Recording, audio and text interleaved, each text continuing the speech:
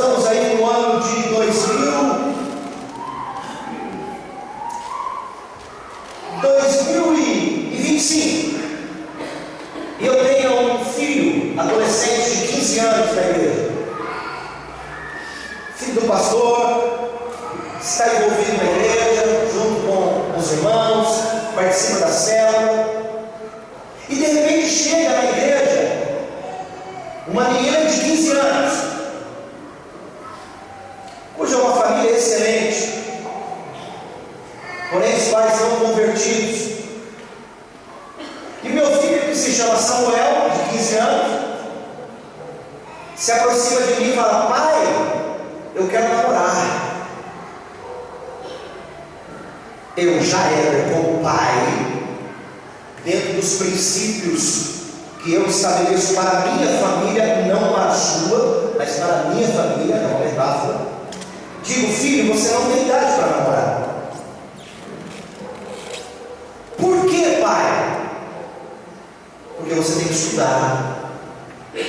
Namoro é para noivar e casar, não é para ficar, não é para ficar de beijinho, não é para ficar. Porque o que eu não quero para você, não quero para Sara, que já está noiva e vai casar, eu não quero para o filho e para a filha dos outros.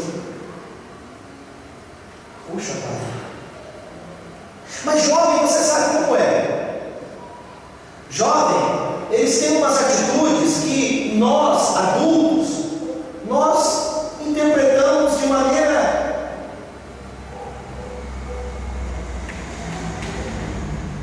imprudente, por causa do critério e por causa da aparência. Então o jovem, ele começa a conversar um com o outro muito próximo, e quem olha de longe dá-se uma aparência negativa. Vocês estão muito próximos, estão muito abraçadinhos. De vez em quando um senta, aí o outro deita no colo. Nós adultos, nós não gostamos disso, porque não é legal. Mas um jovem, quando vê isso, uma atitude como essa, logo fala: ah lá,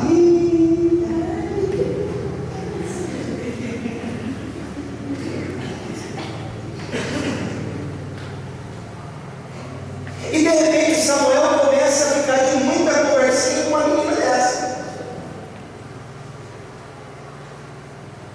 Vamos mudar.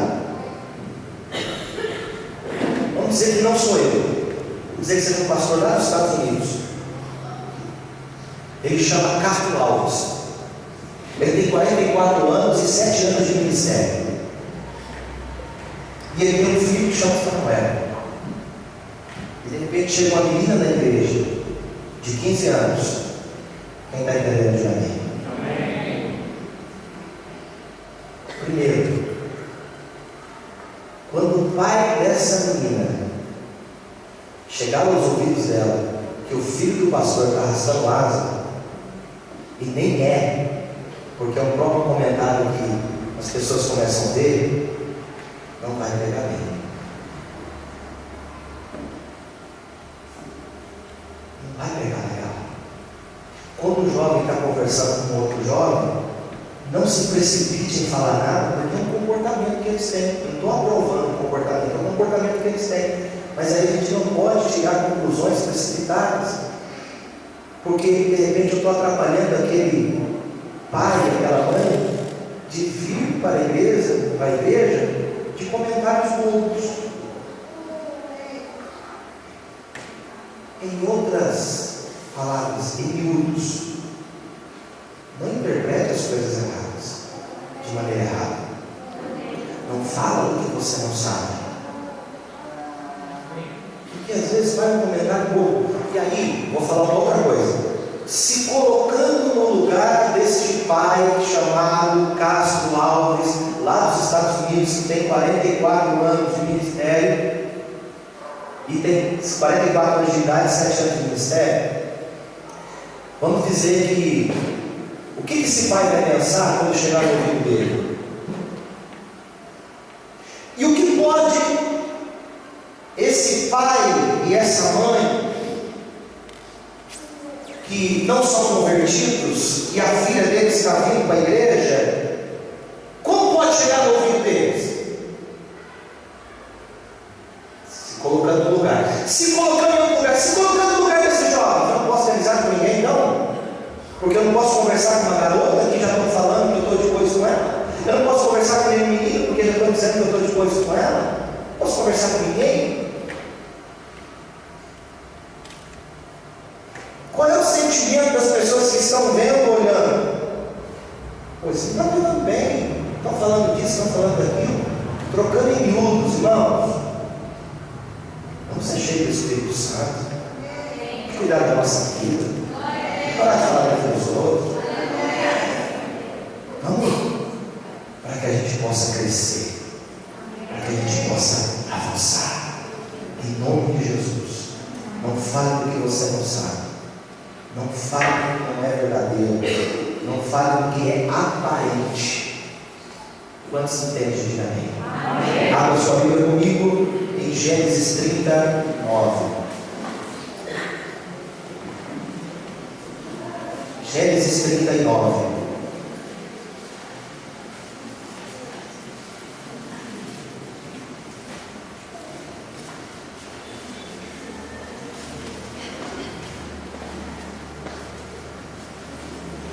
Gênesis 39, dentro desse nosso raciocínio das 7 decisões de José, 7 escolhas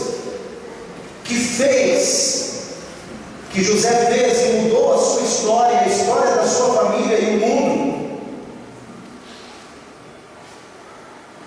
As atitudes e escolhas de José alteraram, mudaram o curso da vida dele, da trajetória dele. Não apenas dele, mas de toda a sua família. E também fez uma nação, se fez uma nação. E mudou também a história do Egito. O que esse homem fez? Nós falamos aqui de algumas decisões, de algumas escolhas que ele fez.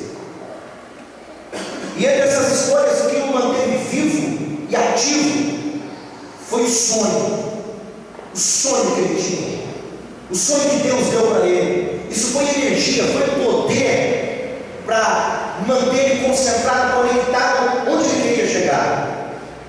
Segundo, ele decidiu, escolheu não guardar mágoa no seu coração. Ele escolheu: eu não vou, diante das coisas ruins que têm acontecido, eu não vou guardar mágoa no meu coração. Essa decisão foi muito poderosa. A terceira decisão, ele também decidiu, ele escolheu, ainda que coisas terríveis e inimagináveis que lhe pudesse acontecer, nada mudaria o comportamento dele em relação a Deus, a ele mesmo, às pessoas. Ou seja, ele teve um domínio próprio. Não eram as circunstâncias que dominavam a vida dele, mas ele dominava pelas circunstâncias. Ele não deixava que nada de ruim dominasse ou controlasse ele, o comportamento dele, o sentimento dele. Isso é muito sério.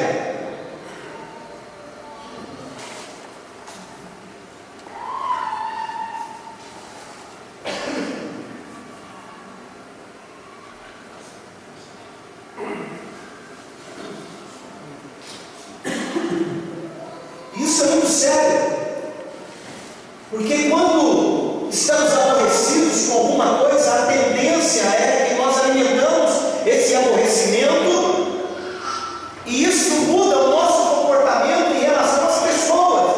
Pessoas que não têm nada a ver com a situação, o nosso comportamento se torna arredio com ela, porque nós somos aborrecidos.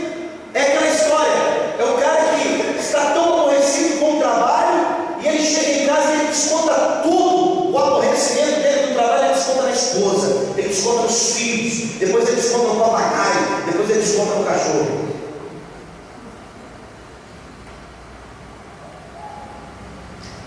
José não agiu assim. José decidiu, escolheu não cair em tentação. As tentações da vida, as tentações de falar de alguém, as tentações de cair em pecado, na questão sexual, na questão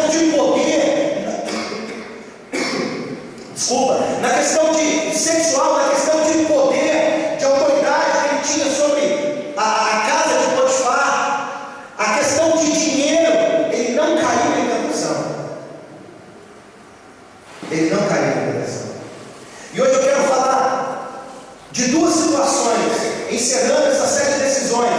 Entre essas 7 decisões, a sexta e a sétima decisão que ele tomou. Eu esqueci de falar aqui do favor. Ele favorecia as pessoas, independente da sua dor, independente da traição que ele teve. Isso não neutralizou a habilidade e os talentos que ele tinha. Ele favorecia aquele que precisasse. E hoje nós vamos falar de 2 coisas, 2 decisões, 2 escolhas. Gênesis 39. Gênesis 39. Versículo 7. Aconteceu depois dessas coisas que a mulher do seu senhor pôs os olhos em José e lhe disse: deita-te comigo. Ele, porém, recusou e disse à mulher do seu senhor: tenho por mordomo o meu senhor e não sabe o que há em casa, pois tudo que tem me passou ele das minhas mãos. Ele não é maior do que eu nesta casa, e nenhuma coisa me vedou, senão a ti, porque é sua mulher. Como, pois, cometeria eu tamanha maldade e pecaria contra Deus? Falando ela a José todos os dias, e não lhe dando ele ouvidos para ela lidar com ele e estar com ela, sucedeu que certo dia veio ele a casa para tentar os negócios, e ninguém dos de casa achava presente. Então ela o pegou pelas vestes e lhe disse: deita-te comigo. Ele, porém, deixando as vestes nas mãos dela, saiu fugindo para fora. Fernando foi muito usado por Deus quinta-feira, na palavra que ele trouxe, e ele usou que José amou o próximo, que são os 2 mandamentos simplificados por Jesus. Jesus disse: olha, eu vou se tornar os 10 mandamentos em 2. Amar a Deus sobre todas as coisas e o próximo como a ti mesmo. Um não isenta o outro, tem que andar junto os 2. E ele trouxe essa palavra e ele usou o exemplo de José, que José amou o próximo. Ele não se deitou com a mulher do próximo, porque ele amou o próximo, e ele amou a Deus. Ele disse: como pode eu pecar contra Deus? Aí entra a sexta decisão de José. José era um homem temente a Deus. Ele escolheu temer a Deus. Nos dias de hoje, a igreja está vivendo sem temor a Deus. Temor de temer mesmo. Não estou falando de tremor. Tremor é respeito. Tremor é reverência. Mas o temor, não se teme mais pecar. Se peca como qualquer outra coisa. Depois eu vou e peço perdão. Não se tem temor, não se pensa nas consequências do pecado, o que pode acontecer a mim, à minha família, aos meus filhos.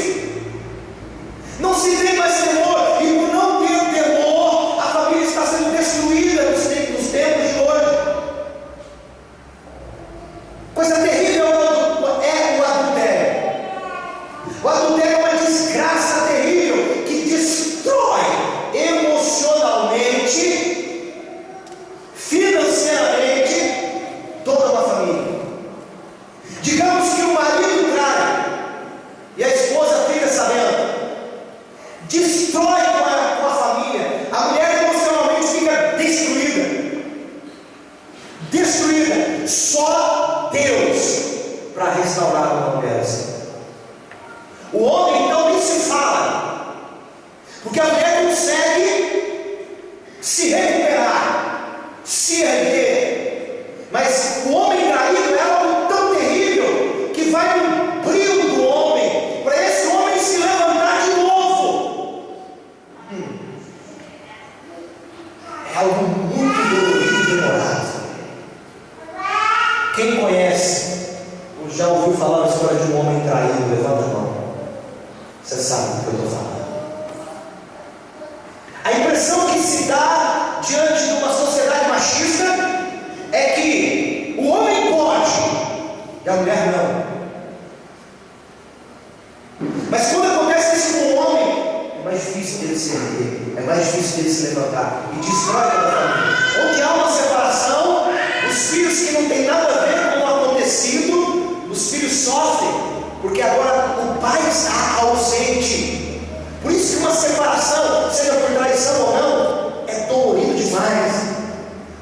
Senhor diz: desculpa, eu abomino o divórcio, porque é algo terrível, doloroso. E pasmem, está se tornando natural no meio dos cristãos se separar. O índice de separação das pessoas que são cristãos é praticamente o mesmo índice de quem não é cristão. Cristão evangélico, na igreja, entregando o seu dízimo, a sua oferta. Quantos me entendem? Diga amém. Algo terrível. Uma família criada, ou uma família sem o pai, é algo destrutivo, é algo fora do princípio da palavra, só traz dor. Falo como quem foi criado apenas por minha mãe, pai e mãe. Falo por experiência própria e por experiências que eu já vi. E um lar onde os filhos são criados pelo pai e a mãe está ausente. Houve uma época que eu cuidava da Sara na parte da manhã, que a Flávia tinha um determinado emprego. A minha filha não tem o cabelo pichainho, mas quase. Você pode imaginar a luta para mim pentear aquele cabelo? Tá rindo aí, né, Sara? Tá ruim, né? Eu não sei como é que elas conseguem. Elas chegam ali, irmãos, eu tentava tudo jeito. Eu dava uma olhadinha, faltava um pouco de água. Não tinha jeito. Não tinha jeito. E quando ele colocar roupa, então, que coisa ruim é vestir os outros, ainda mais criança que não para. O homem apanha, o homem sofre. Deus constituiu a família para estar junto. Irmãos, Deus ele sabe sobre as coisas que eu ia falar nessa noite, não era nada disso. Mas se o Espírito Santo está falando, é porque ele sabe para quem está dando essa palavra.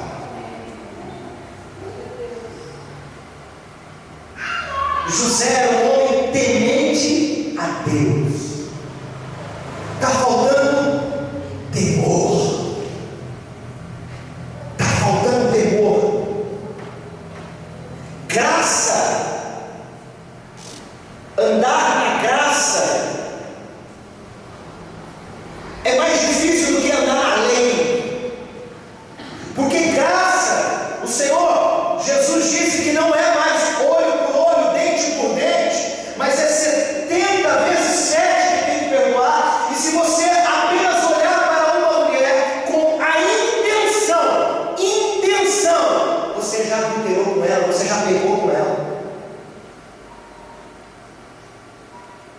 E não estou falando de intenção, mas tem saído do campo da intenção para o campo da ação. Não se tem mais a busca da santidade, de ser santo. O que é ser santo? Ser santo é ser separado. Ser santo, se santificar, ser separado, separado para Deus, se santificar para Deus. Eu me separo das coisas mundanas, eu me separo daquilo que não tem Deus e me santifico para Deus. Pilas para Deus. Perdeu-se o temor. E quando vem as guerras, e quando vem as tentações, a gente fica frustrado, porque as tentações vêm tanto para aquele que é santificado, aquele que é santo, quanto para aquele que não é santo. A questão é que quando a pessoa se santifica e busca a Deus, ela lida com as adversidades, com as lutas espirituais de maneira mais fácil, inteligente e sábia. Enquanto que aquele que não se santifica, ele se frustra com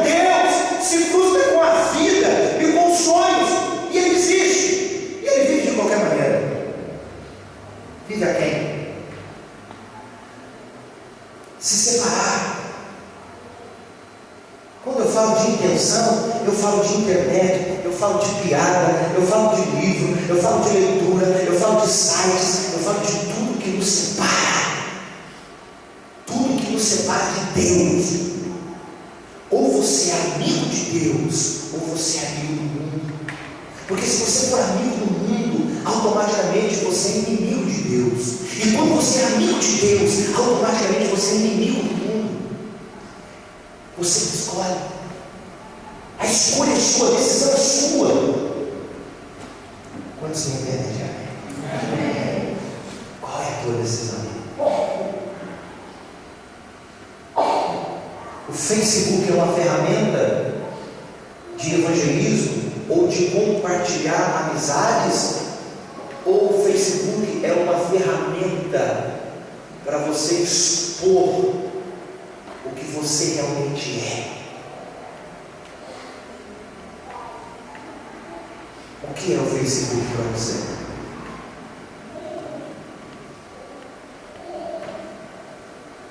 Tem se perdido o temor. Abre a sua Bíblia comigo. 7 e último. Capítulo 41 de Gênesis. Quando José é tirado do cárcere e ele vai até Faraó, e ele chega diante de Faraó, Faraó conta o sonho, e Josué, pelo Espírito de Deus, interpreta o sonho.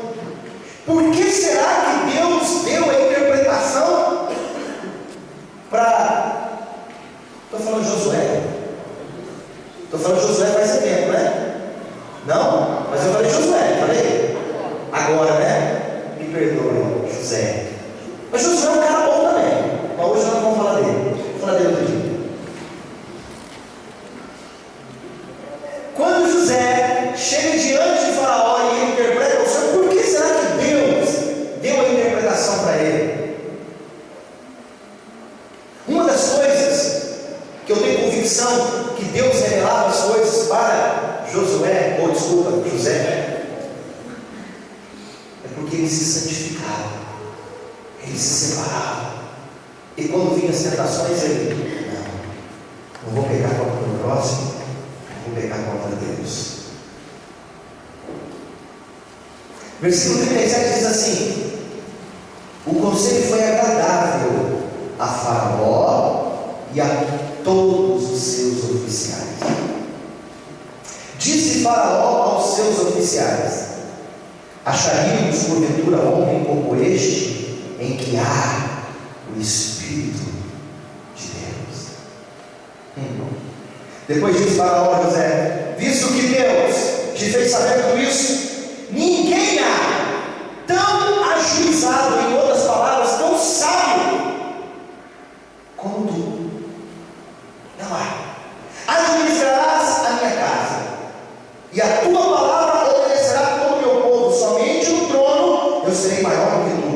Disse mais Faraó a José: vês que te faço autoridade sobre toda a terra do Egito.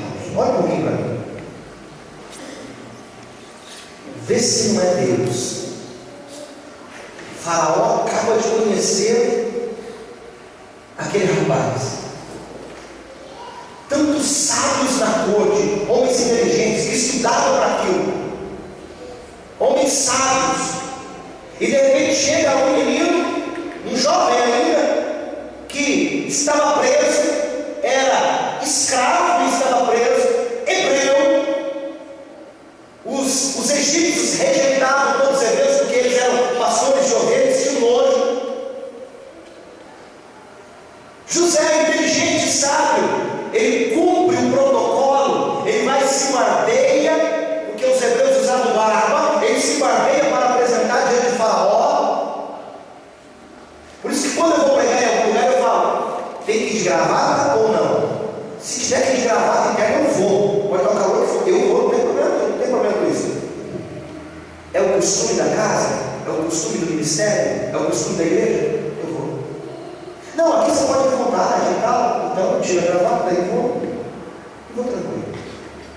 Porque a gente tem que respeitar o lugar onde a gente pisa, a casa que a gente vai. Nunca deixe o anfitrião que está te recebendo constrangido. Nunca deixe. Segue o protocolo. Seguir o protocolo é bênção. Quantos me entendem? Diga amém. Quem que convenceu o coração de Faraó que José estava pronto para o cargo, estava pronto para aquele ofício? Deus.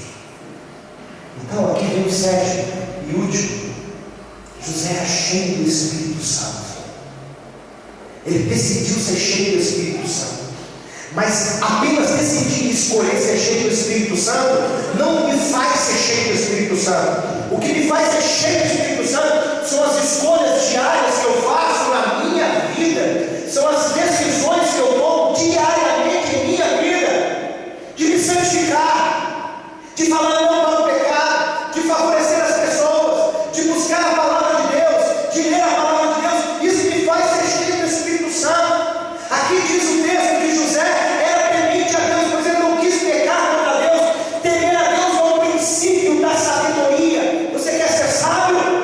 Teme ao Senhor. E como você vai temer ao Senhor? Mudando o teu comportamento, mudando a maneira que você tem pensado a respeito das pessoas, a respeito de Deus, a respeito da família.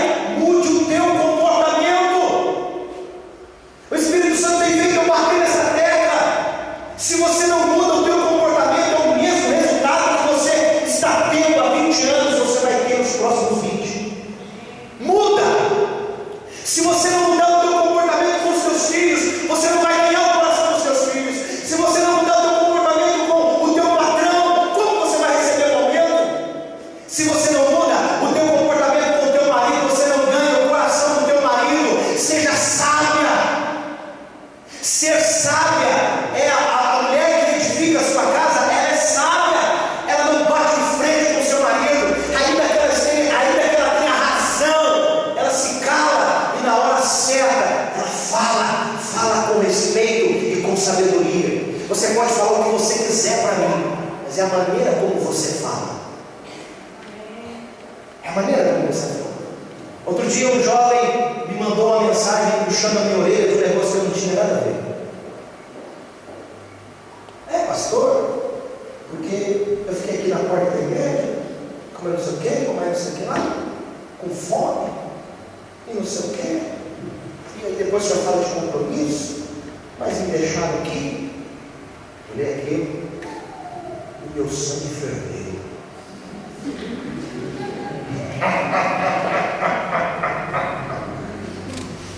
Eu não gosto de registrar os momentos os meus momentos de ira. Eu não registro, eu sou bobo. Eu vou digitar lá. Mancebo, o que você pensa que você é? Não. Abraham Lincoln, quando ele se irritava e ele teve a oportunidade de vencer a guerra, e um dos seus generais não avançou quando era para avançar, e a guerra durou mais de um ano, e milhares de pessoas morreram. Ele escreveu uma carta para o seu general, falando assim: você parecia uma galinha com seus pintainhos correndo, enquanto que era para você ir para cima e avançar. Depois que ele morreu, descobriu que ele não enviou a carta. Ele escreveu, deixou no meio das suas coisas, mas ele não enviou a carta. Às vezes a gente pensa, não há necessidade de falar. Às vezes você escreve, mas não precisa enviar. Eu pensei, eu refleti, eu falei assim: vou me colocar no lugar desse rapaz. E quando eu me coloquei no lugar dele, eu falei assim: ele tem razão. E aí então eu tentei para ele. Ele tinha mandado a mensagem. Você acha que ele ia atender o telefone? Porque certamente depois que ele colocou a enviar, ele falou assim: meu Deus, o que eu fiz? Deixei passar. Encontrei com ele na festa. Eu fiz questão. Chamei ele e a sua namorada. Vem cá, eu quero te pedir perdão e dizer que você tem razão. E eu não tive culpa, mas eu quero que você entenda que a situação foi assim. Não era nem comigo. Mas eu quero que você entenda. Quero te pedir perdão. Você pode perdoar o pastor? Pode, pastor. Perdoar, esquece isso.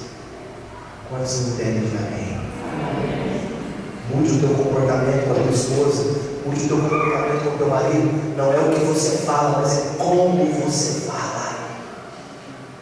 Como você fala. Ninguém fala de qualquer jeito com o juiz. Talvez não é nem por respeito, mas é medo de ser preso. Às vezes não é nem por reconhecer a autoridade, mas é para não ser preso. Fale com respeito e reconheça a autoridade. O teu marido pode ser um banana, mas é autoridade constituída por Deus sobre a tua vida. Seja sábio, edifique a vida dele, ora por ele, clama por ele, jejue por ele, lute pela tua família. É muito mais fácil meter o pé em tudo e abandonar onde está o temor. E às vezes o teu casamento está difícil há muito tempo e você não faz nada para melhorar, só reclama e murmura. O que você pode fazer para melhorar o teu casamento? Mude o seu hábito, mude as suas atitudes. Quer um resultado diferente? Faça coisas diferentes. Quer receber amor? Dê amor. Quer receber respeito? Dê respeito. Quer receber carinho? Dê carinho. Você não vai receber nada do que você não faz. É a lei da semeadura. Faça. Pastor, eu estou plantando há tanto tempo que não recebe retorno. Dá uma olhada nessa semente se não está estragada. Se essa semente já não passou o tempo. Quantos me entendem já? Eu não ia falar, mas eu vou falar. Sabe aquela camisa rasgada e furada do Lula para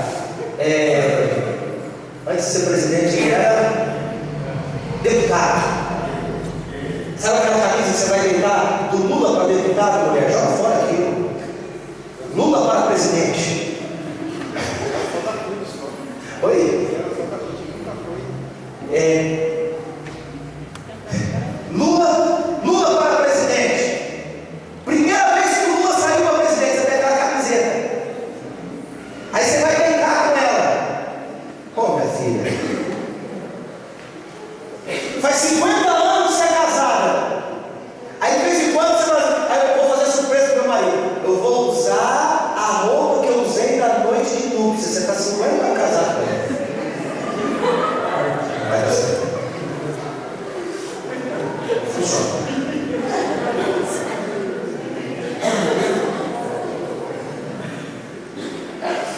Aí teu marido gosta de alho, você caprichou no alho aquele dia e descascou o alho e tal. Aí seu marido chega, você vai com a mão cheia de alho, benzinho, que saudável, passa a mão no rosto dele.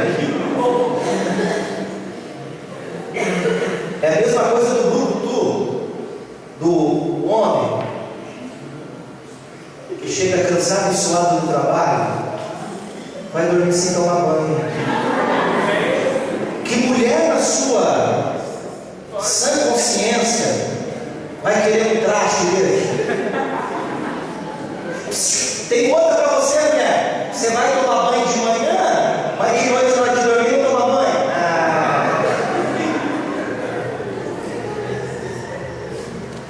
Aí você está com esse hábito de 50 anos. O casamento é essencial, pastor. Coloca um tempero nele. Coloca um tempero nele.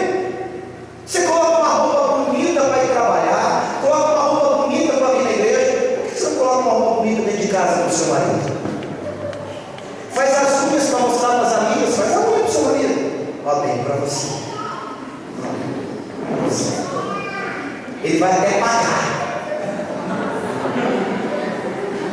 Vai pagar. Tem que pagar. Tem que pagar, rapaz.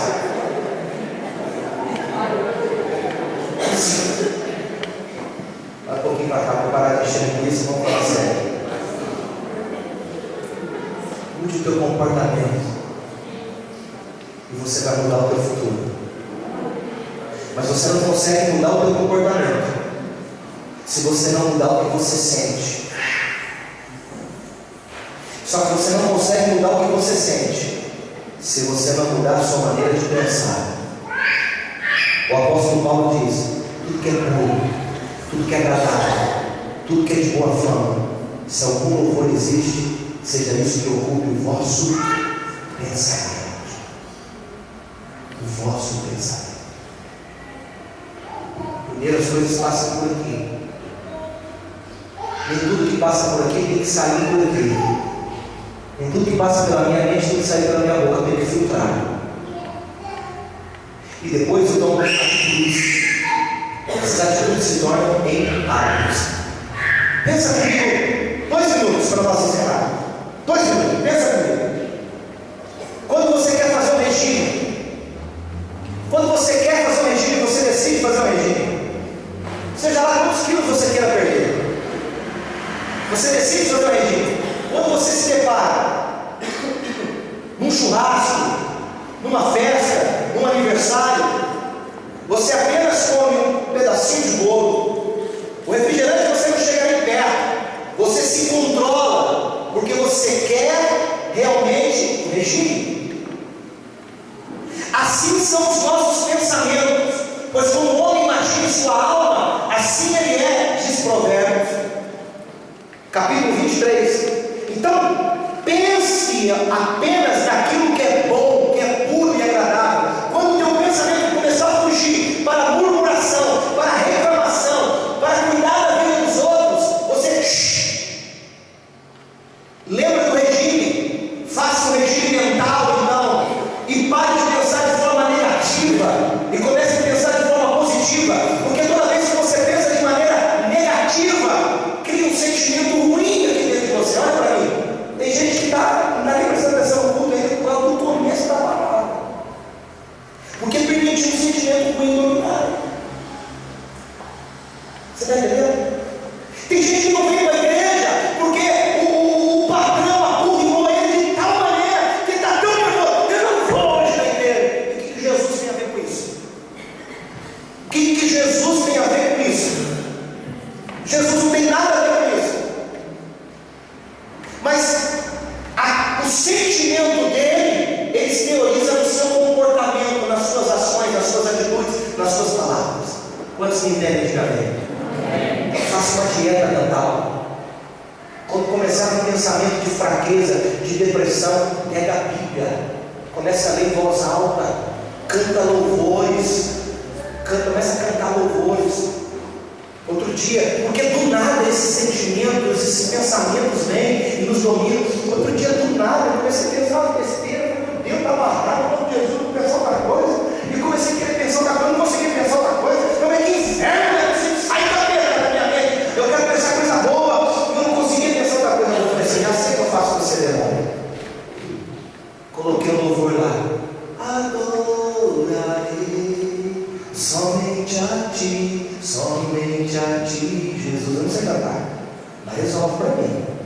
Coloquei o louvor lá e comecei a escutar, e escutei alto, e comecei a cantar junto. Toda a tigícia saiu. Meu dia foi abençoado e próspero. Mas se amanhece, tropeça no pé da cama, e já sai falando aqueles nomes feios, aqueles nomes que misericórdia. A decisão é sua de fazer o seu dia horrível ou não. Me lembro até hoje, passei um aborrecimento muito grande ministerial há uns 8 anos atrás. Eu fiquei tão aborrecido que eu fui para casa, entrei no quarto, fechei a cortina, ficou escuro, apaguei a luz, deitei na cama, fiquei contente, peguei o cobertor e joguei por cima. E fiquei lá quieto. Eu não mereço isso. Eu não plantei isso. O que está acontecendo comigo? Não é justo. Deus me deu uma mulher sábia e idônea. Se ela não fosse sábia e idônea, vagabundo, levanta dessa cama. Volta para a cama 10 horas da manhã, coisa feia. Vai para aí. O que você está fazendo aí? E puxei da cama ainda. Mas Deus me deu um aniversário. Você não é homem para ficar debaixo do cobertor. Você é cheio do Espírito Santo. Deus tem um propósito na sua vida. Se levanta contra essa situação, porque você é maior do que ela. Agora, pegou o cobertor, tirou, e eu vou orar por você e por você. Aleluia. Glória a Deus. Tudo que teu marido precisa de manhã, quando ele levantar, dá um beijo nele e fala: vai bem, ai, Deus é contigo, vai nessa força. Ixi, eu levanto igual um leão. Tudo que ele precisa é ser motivado. É o que ele precisa. Ele não precisa já ser nas primeiras horas do dia. Ele não arrumou mais nada. Aquilo que ele passa no mercado, você não comprou isso, você não comprou aquilo. Para, você já sabe. Edifica a tua casa. A toa destrói. Vai, Benzinho. Vai nessa força. Vai nessa força. Eu tenho visto aqui na igreja. É interessante essa questão de multiplicação. Porque eu tenho procurado fazer isso, e eu tenho visto algumas pessoas fazerem isso. Colocar as palavras certas. Quando eu vou falar com alguém, eu procuro colocar as palavras certas. Hoje pela manhã o irmão foi falar para mim assim: eu não concordo, pastor, meu ponto de vista a respeito disso poderia ser assim. Glória a Deus, show. Aí o Lucas Ramos, Lucas Primo, aqui, Lucas Primo, vai falar algumas coisas, a gente vai conversar algumas coisas. Aí se qualquer coisa ele: não, peraí, deixa eu consertar. Ele volta e ele faz outra colocação das palavras. As palavras têm poder. Aquele que abrir ou utiliza comerá do seu fruto. A vida e a morte estão no poder das palavras. As palavras é como você acorda, é como você fala. Quantos que entendem de amém? 7 decisões que mudaram a história de José. Não apenas a história de José, mas toda a sua família. De José foi feita uma grande nação. De José foi feita uma grande nação, porque assim Deus já tinha falado antes. Deus tem um grande propósito em nossas vidas. A questão é a gente acordar e Deus nos usar para essa geração. Baixe a sua cabeça, feche os seus olhos. Espírito Santo, é tua palavra, é não minha. É o Senhor que convence e não eu. Fala mais uma vez no coração dessas vidas aqui. Que não seja mais um culto, mais uma palavra, mas que essa palavra possa mudar realmente a nossa vida, pois nós precisamos de mudança. Precisamos mudar a maneira que nós pensamos, a maneira que falamos, o nosso comportamento em relação à nossa família, a Ti, Senhor, a essa geração. Precisamos sonhar, ter um propósito de vida, ter um alvo. Precisamos aprender a planejar. Precisamos, ó Deus, a liberar perdão. Precisamos ter um domínio próprio, Senhor, das nossas ações. Ó Deus, as coisas ruins que nos acontecem no meio do caminho, nós não podemos, ó Deus, nos tornar tão ruins quanto as coisas que nos acontecem, mas aprender a lidar com elas. Não são as decisões, não são as circunstâncias que moldam o nosso caráter, mas é o que cremos que molda o nosso caráter. Ó Deus, nós oramos a Deus que nós vamos aprender a favorecer os necessitados. Nós oramos a Deus que nós vamos aprender a amar o próximo como nós amamos o Senhor. Que nós venhamos, ó Deus, aprender a ter temor do Senhor, para que possamos ser cheios do Espírito Santo. Em nome de Jesus, nos ajuda nessa trajetória, nessa caminhada. Em nome de Jesus, todo o povo de Deus diga amém, diga graças a Deus. É importante eu colocar a mão na sua cabeça e orar por você, mas não é isso que vai mudar a sua vida.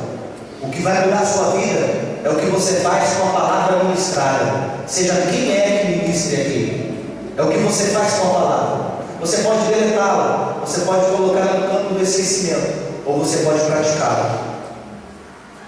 Entre todas as coisas que eu falei aqui, Se você não conseguiu captar nada, pelo menos a dieta mental.